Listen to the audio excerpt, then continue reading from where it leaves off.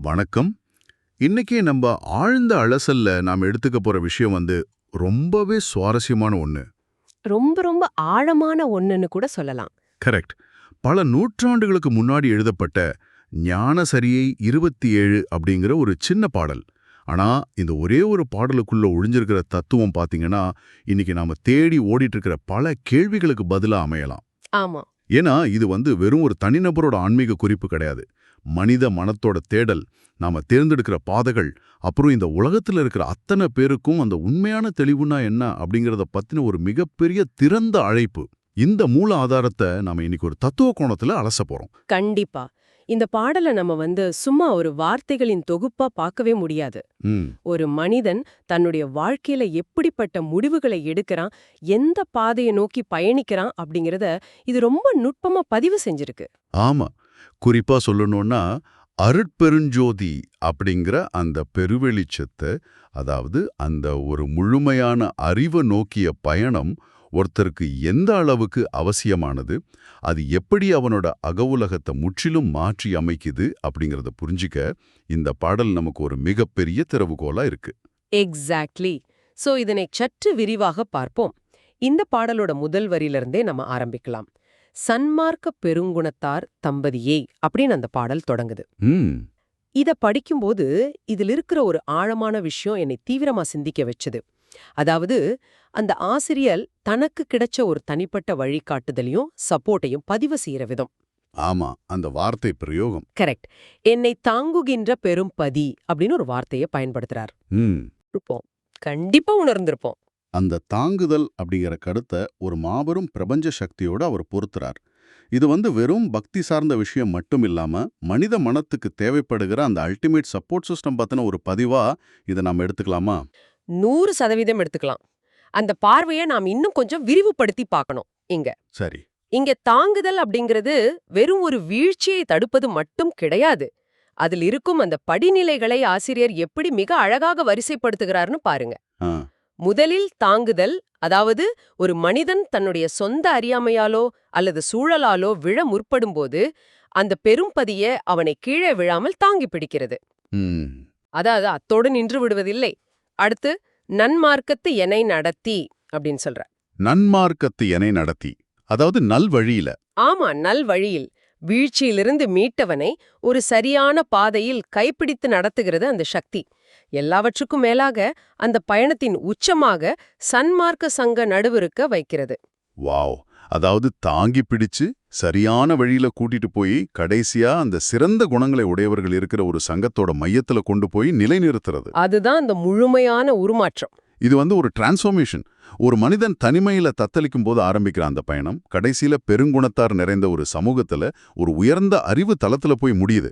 நம்ம வாழ்க்கையில கூட ஒரு சரியான மென்டர் அல்லது ஒரு வழிகாட்டுதல் கிடைச்சா நம்மளோட ஒட்டுமொத்த பாதையும் எப்படி மாறும் அப்படிங்கறது இது ரொம்ப தெளிவா காட்டுது. ஆமா, இந்த இடத்துல நாம் பாடலோட அடுத்த பரிமாணத்திற்கு நகரணும். வழிகாட்டுதலை பற்றி பேசிவிட்ட ஆசிரியர் ஒட்டுமொத்த மனிதகுலமும் பயணிக்கின்ற 3 விதமான மார்க்கங்களை, அதாவது பாதைகளை ரொம்ப துல்லியமாக பிரிக்கிறார். அந்த 3 மார்க்கங்கள். கரெக்ட். சன்மார்க்கம், புன்மார்க்கம், அன்மார்க்கம். இதுல சன்மார்க்கம் என்பது பெருங்குணத்தார் பயணிக்கும் பாதை. இரக்கம், தெளிவு, பச்சாதாபம், பிரபஞ்சத்தோடு ஒன்றி வாழும் ஒரு உயர்ந்த குணநலன்களின் தொகுப்பு அது. இது வெறுமனே ஒரு மதம் சார்ந்த சடங்கு அல்ல, இது ஒரு உயர்ந்த வாழ்வியல் தத்துவம். கரெக்ட். ஆனால் இது தவிர்த்து அவர் குறிப்பிடும் மற்ற 2 மார்க்கங்கள் மனித உளவியலின் இருண்ட பக்கங்களை வெளிச்சம் போட்டு காட்டுகின்றன. அந்த புன்மார்க்கம் அப்படிங்கிற கான்செப்ட் ரொம்பவே சுவாரஸ்யமானது. புன்மார்க்கருக்கு அறிவறிதாம் புண்ணியனை அப்படின்னு ஒரு வரி வருது. புன்மார்க்கம்னா அற்பமான விஷயங்களை துரத்திட்டு ஓடுற ஒரு பாதை. ஆமா. இப்போ இருக்கிற நம்ம நவீன வாழ்க்கையோட இதை ஒப்பிட்டு பார்த்தா நம்ம தினமும் ஏதோ ஒரு அற்பமான கோபத்துக்காகவோ ஈகோவுக்காகவோ அல்லது தற்காலிகமான ஒரு லாபத்துக்காகவோ ஓடிட்டு இருக்கோம். தினசரி நடக்கிறது தான் அது. ஆமா, இந்த மாதிரி குறுகிய வட்டத்துக்குள்ள சுத்துறவங்களுக்கு அந்த மாபெரும் உண்மை அறிவறிதாம், அதாவது புரிஞ்சிக்கவே முடியாத ஒன்னா மாறிடுதுன்னு ஆசிரியர் சொல்றார். இது உண்மை அவங்களுக்கு மறைக்கப்படுதா அல்லது அவங்க அதை தேட மறுக்கிறாங்களா? அவர்கள் தேட மறுக்கிறார்கள் என்பதை விட அவர்களின் மனத்திரை அந்த மாபெரும் உண்மையை உள்வாங்கும் திறனை இழந்து விடுகிறது என்பதுதான் சரி. மனத்திரையா? ஆமாம். புன்மார்க்கம் என்பது அற்பமான முன்னுரிமைகளின் பாதை. ஒரு மனிதனின் ஒட்டுமொத்த கவனமும் ஆற்றலும் மிகச் சிறிய சுயநலமான அல்லது தற்காலிகமான விஷயங்களிலேயே குவியும்போது அவனால் அந்த புண்ணியனை அல்லது அந்த முழுமையான பேரறிவை கிரகிக்கவே முடியாது. அவனது பார்வை குறுகிவிடுகிறது. ஆகையால்தான் அது அவனுக்கு அறிவறிதாம் எட்டுவதற்கு அரியதாகிறது. உண்மை அங்கேதான் இருக்கிறது, ஆனால் அதை பார்க்கும் அறிவுக்கண்கள் அற்ப விஷயங்களால் மூடப்பட்டுள்ளன. இது நம்ம டே டு டே வாழ்க்கையில நம்ம எதிர்கொள்ற ஒரு பெரிய சவால். நம்மளோட கவனிப்பு திறன் முழுசும் சின்ன சின்ன விஷயங்கள்ல சிதறி போகும்போது வாழ்க்கையோட அந்த பெரிய படத்தை, அந்த பிக பிக்சரை நம்ம தவற விட்டுடுறோம். கண்டிப்பா. சரி, அடுத்தவர் சொல்ற 3வது மார்க்கம் அன்மார்க்கம். இது புன்மார்க்கத்தை விட ரொம்ப ஆபத்தானதா தெரியுது. ரொம்ப ஆபத்தானது. ஏன்னா ஆசிரியர் அன்மார்க்கம் தவிர்த்தருளி அப்படின்னு சொல்றார். புன்மார்க்கம் அற்பமானதுன்னா அன்மார்க்கம்ங்கிறது அறமே இல்லாத ஒரு பாதை. இதுல கவனிக்க வேண்டிய விஷயம் என்னன்னா, என்னை தவிர்த்தருளி அப்படின்னு அவர் ஏன் அந்த பெரும்பதி கிட்ட சொல்றார்? மனிதர்களுக்கு இயல்பாகவே அந்த இருண்ட பாதையில சறுக்கி விழக்கூடிய ஒரு அபாயம் இருக்கா? மனித மனம் எப்போதுமே ஒரு ஊசலாட்டத்தில தான் இருக்கிறது. அறம் சார்ந்த சன்மார்க்கத்திற்கும் அறமற்ற அன்மார்க்கத்திற்கும் இடையிலான போராட்டம்தான் மனித வாழ்வு. அன்மார்க்கம் என்பது வெறுமனே தவறு செய்வது மட்டுமல்ல, அது அறத்தின் அடிப்படையே சிதைக்கும் ஒரு இருள் சூழ்ந்த பாதை. இருள் சூழ்ந்த பாதை. ஆமாம். அங்கே வன்முறை, அதீத சுயநலம், பிறரை அழித்துதான் வாழ நினைக்கும் குரூரம் ஆகியவை இருக்கும். அத்தகைய பாதையில் ஒரு மனிதன் அறியாமலேயே சறுக்கி விழுந்துவிட வாய்ப்பிருக்கிறது. அதனால்தான் தன்னை மீறிய ஒரு மாபெரும் சக்தி அந்த அறமற்ற பாதையிலிருந்து தன்னை காப்பாற்றி அதை முழுவதுமாக தவிர்த்து அருளியது என்ற ஒரு ஆழமான விடுதலையின் உணர்வை ஆசிரியர் இங்கு பதிவு செய்கிறார். அந்த விடுதலையோட உணர்வு இந்த பாடல்ல ஒரு அற்புதமான முரண்பாட்டை கொண்டு வருது. இதுதான் என்ன ரொம்பவே சிந்திக்க வச்ச ஒரு இடம். எந்த இடம்னு நான் யூகிக்கிறேன். அதாவது அந்த பரம்பொருளை தன்னை வழிநடத்தின அந்த தலைவனை ஆசிரியர் அருளமுதம் நல்கிய நாயகனே அப்படின்னு ஒரு இடத்துல சொல்றார். அமிர்தம்னா ரொம்ப இனிமையானது, வாழ்வை கொடுக்கக்கூடியது. ஆமா.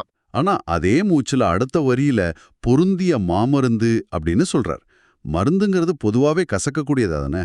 ஒரே நேரத்துல ஒரு விஷயம் எப்படி இனிமையான அமுதமாவும் இருக்க முடியும், நோயை தீர்க்கும் கசப்பான மருந்தாவும் இருக்க முடியும்? இந்த முரண்பாடுதான் இந்த பாடலின் மிகச்சிறந்த தத்துவார்த்த உருவகம். ஏன் அதை மாமருந்து என்று அவர் அழைக்க வேண்டும்?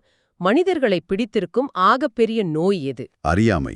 சரியாக சொன்னீர்கள். அது அறியாமை, மனமயக்கம் மற்றும் நாம் முன்பு பேசிய அந்த அற்பமான புன்மார்க்கத்தின் மீதான ஆசை. இந்த நோய்களை குணப்படுத்த ஒரு சாதாரண மருந்து போதாது. அதற்கு பொருந்திய மாமருந்து, அதாவது மிகச் சரியான வீரியமான மருந்து தேவை. அந்த மாமருந்து எதுவென்றால் ஞான பூரண மெய்ப்பொருள் என்று ஆசிரியர் குறிப்பிடுகிறார். முழுமையான ஞானமும் மெய்யான பொருளுமே அந்த மருந்து. ஓ, அதாவது உண்மையை எதிர்கொள்றது ஆரம்பத்துல ரொம்பவே கசப்பான ஒரு அனுபவமா இருக்கும். கண்டிப்பா. நம்மளோட ஈகோவை உடைக்கிற, நம்மளோட அறியாமையை சுட்டி காட்டுற அந்த மெய்ப்பொருள் ஒரு மாமருந்தா செயல்படுது. அந்த வலிமையான மருந்து நம்ம அறியாமைங்கிற நோயை குணப்படுத்தினதுக்கு அப்புறம் அதே மெய்ப்பொருள் நமக்கு ஒரு மிகப்பெரிய தெளிவை கொடுத்து இனிமையான அருளமுதமா மாறுது. மிக சரி. பொருள் ஒண்ணுதான், ஆனா அதை உள்வாங்கிற நம்மளோட பக்குவத்துக்கு ஏத்த மாதிரி அது மருந்தாவும் அமுதமாவும் செயல்படுது. நாம நம்மளோட பலவீனங்களை உணர்ற அந்த தருணம் முதல்ல ரொம்ப வலிக்கும், ஆனா அதுவே நமக்கு ஒரு பெரிய விடுதலை கொடுக்கும் இல்லையா? இதை விட சிறப்பாக அந்த உருவகத்தை விளக்க முடியாது. அறியாமை விலகும் வரை உண்மை எப்போதுமே மனிதனுக்கு கசப்பான மருந்தாகவே தோன்றும். கசப்பான மருந்து. ஏன்றால் உண்மை அவனது மாயைகளை உடைத்தெறிகிறது. ஆனால் ஒருமுறை அந்த மாயைகள் அகன்று அவனது அகம் தூய்மை அடைந்து விட்டால் அதே உண்மை அவனுக்கு முடிவற்ற பேரானந்தத்தை தரும் அருளமுதமாக பரிணாமிக்கிறது. ஒரு நோயாளியின் நாக்கு கசப்பை மட்டுமே உணரும். நோய் தீர்ந்தபின் அதே நாக்கு அமுதத்தின் சுவையை உணர்கிறது. இது மனிதனின் அகவளர்ச்சியை குறிக்கும் மிக உயர்ந்த தத்துவ பார்வையாகும். நிஜமாவே இந்த பாடலோட ஒவ்வொரு வரியும் பாத்தீங்கன்னா எவ்வளவு ஆழமான உளவியல பேசுது பாருங்க. இப்போ இந்த அக உலகத்துல இருந்து அவர் ஒரு பிரம்மாண்டமான காட்சி அமைப்புக்கு நம்மை கூட்டிட்டு போறாரு. ஆமா, அந்த அம்பலம். கரெக்ட். தனித்த ஷபாபதியை மற்றும் அம்பலத்தே நடஞ்ச அருட்பெருஞ்சோதியை அப்படின்னு 2 வார்த்தைகளை பயன்படுத்துறார். ஷபாபதினா சபைக்கு தலைவன், அம்பலம்னா ஒரு மாபெரும் வெளி. அந்த மாபெரும் வெளியில நடனம் செய்யக்கூடிய ஒரு அருட்பெருஞ்சோதி அப்படின்னு இதை காட்சிப்படுத்துறாரு. ஒரு மிகப்பெரிய இருண்ட வெளி, அதுல ஒரு தனித்துவமான பேரொளி மட்டும் தொடர்ச்சியா நடனமாடிட்டு இருக்கு. அப்படிங்கிற அந்த உருவகம் ஏதோ ஒரு சடங்கு சார்ந்த விஷயமா தெரியல. இது பிரபஞ்சத்தோட ஒரு இயக்கத்தை அல்லது மனித மனத்தோட உச்சக்கட்ட தெளிவை குறிக்கிற மாதிரி இருக்கு. அந்த பார்வையை நாம் தத்துவார்த்தமாக பிரித்து பார்க்கலாம். அம்பலம் என்பது இங்கே வெறும் பௌதிக கட்டடம் அல்ல, அது முடிவற்ற பிரபஞ்ச வெளி அல்லது மனிதனின் பரந்த அறிவுத்தளம்.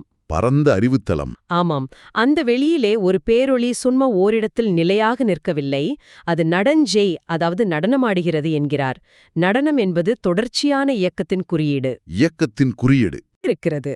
அந்த ஞான பூரண மெய்ப்பொருள் என்பது ஏதோ உறைந்து போன ஒரு தத்துவம் அல்ல, அது ஒவ்வொரு கணமும் புதிதாக உயிர்ப்போடு தடையின்றி இயங்கிக் கொண்டே இருக்கும் ஒரு பேரொளி.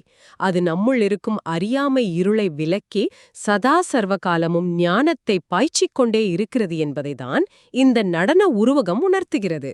அதுல அவர் பயன்படுத்துற தனித்த அப்படிங்கிற வார்த்தையும் ரொம்ப முக்கியமானதுன்னு தோணுது. தனித்த சபாபதி. இந்த உலகத்துல எத்தனையோ சித்தாந்தங்கள், பாதைகள், ஆசைகள், குழப்பங்கள் இருந்தாலும் இருளை விளக்கக்கூடிய அந்த உண்மையான பேரொளி அப்படிங்கிறது ஒண்ணுதான். ஒண்ணுதான். அது தனித்துவமானது.